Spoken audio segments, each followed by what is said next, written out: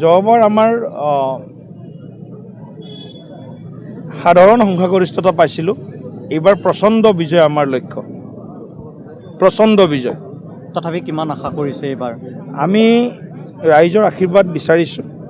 মই ভাবোঁ যে ৰাইজে আমি কৰা কামৰ দাম এইবাৰ নিশ্চয় তেওঁলোকে আশীৰ্বাদৰ ৰূপত দিব, আৰু আমিও আশীৰ্বাদ বিচাৰিছোঁ সমগ্ৰ অসমবাসী ৰাইজৰ, ভোটাৰ ৰাইজৰ, কাৰণ আমি অসমৰ হকে কাম কৰিছোঁ, অসমৰ লগত আছোঁ, অসমৰ আৱেগ অনুভূতিৰ লগত আছোঁ, আৰু অসমীয়া জাতিটোৰ নিৰাপত্তাৰ কাৰণে আমি কাম কৰিছোঁ, আৰু অসমৰ বিকাশৰ যাত্ৰাটোক আমি পূৰ্বতকৈ অধিক আমি দ্ৰুতগামী কৰিছোঁ, শক্তিশালী কৰিছোঁ। গতিকে তাৰ প্ৰতিফলন আপোনালোকেও সকলোৱে সংবাদ মাধ্যমেও দেখিবলৈ পাইছে আৰু অসমৰ ৰাইজেও দেখিবলৈ পাইছে। অত্যাধিক টিকট প্ৰত্যাশীয়ে কিছু অসুবিধাৰ সন্মুখীন কৰে। একো নাই, এইবিলাক হৈ যাব।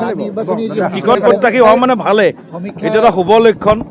এতিয়ালৈকে 1500তকৈ বেছি প্ৰাৰ্থিত্ব প্ৰত্যাশী, আমাৰ যি খবৰ আহিছে 1500তকৈ বেছি প্ৰাৰ্থিত্ব প্ৰত্যাশী হৈছে, অৰ্থাৎ 10জনৰ ওপৰ এভাৰেজ 12-13জন এটা সমষ্টিত আমাৰ প্ৰাৰ্থিত্ব আমাৰ বিচাৰিছে। গতিকে আমি সকলোকে এজনে যিহেতু টিকট পাব সকলোৱে জানে, প্ৰত্যাশী অনেক প্ৰত্যাশা এক, গতিকে সকলোৱে ইতিমধ্যে মানসিকভাৱে সাজু হৈছে যে প্ৰত্যাশা আমাৰ এটাই, বিজেপি নেতৃত্বত তৃতীয়টো কাৰ্যকালৰ NDA চৰকাৰ অসমত আমি প্ৰতিষ্ঠা কৰিম। জ্যেষ্ঠ বিজেপিক ক'ৰবাত নহয় ক'ৰবাত জ্যেষ্ঠ কনিষ্ঠ প্ৰবীণ নবীন সকলোকে আমি যিমানখিনি পৰা যায় জয়ৰ সম্ভাৱনা যাৰ থাকিব তেওঁলোকক আমি প্ৰাৰ্থিত্ব প্ৰদানৰ আমি চিন্তা কৰি আছোঁ।